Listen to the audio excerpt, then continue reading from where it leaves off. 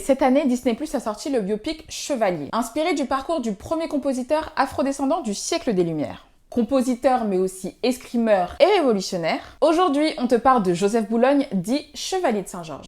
Le petit Joseph naît en Guadeloupe vers 1747. Il est le fils d'une mère esclave et d'un père noble qui l'a reconnu. Il reçoit donc une éducation aristocratique à Paris. Il prend des cours d'escrime et pratique le violon. Et on dirait qu'il est plutôt doué. En d'autres termes, c'est un virtuose. Dès son plus jeune âge, il écrit de la musique. Ses compositions sont publiées à partir de 1771 alors qu'il a 24 ans. En quelques années, il compose 6 opéras et il dirige de grands orchestres comme le Concert des amateurs ou l'orchestre de Madame de Montesson. Il devient une célébrité dans toute l'Europe. Un Français noir qui est à la fois compositeur, chef d'orchestre, violoniste et escrimeur hors pair, franchement c'est du jamais vu. La reine Marie-Antoinette le propose même comme directeur du futur Opéra de Paris. Mais sa nomination déclenche un scandale à cause de ses origines et il est contraint de renoncer. Il est proche de la Société des Amis des Noirs qui réunit les abolitionnistes français. Sous la Révolution, il s'engage pour la défense de la République lorsqu'elle est attaquée par tous les rois d'Europe. Il est nommé colonel de la Légion des Américains et du Midi, un régiment de volontaires composé d'hommes de couleur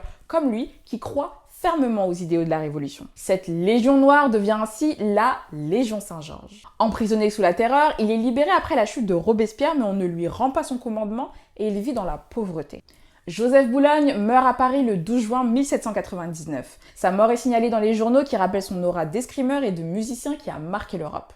Mais quand Napoléon rétablit l'esclavage en 1802, les personnes noires sont discriminées. Sa musique cesse d'être jouée et il tombe dans l'oubli. Ce n'est qu'au début des années 2000 qu'on redécouvre ce personnage fascinant. Et c'est grâce à l'écrivain Claude Ribes. Une rue de Paris porte désormais son nom. Avant, elle portait le nom de Richepens, le général de Napoléon qui avait rétabli l'esclavage en Guadeloupe. Oui, celui-là même que Louis Delgrès affronte et dont je vous ai parlé dans une précédente vidéo. En 2021, dans son rapport sur la diversité à l'Opéra de Paris, l'historien Pape Diaye a rappelé comment le chevalier a été empêché de le diriger.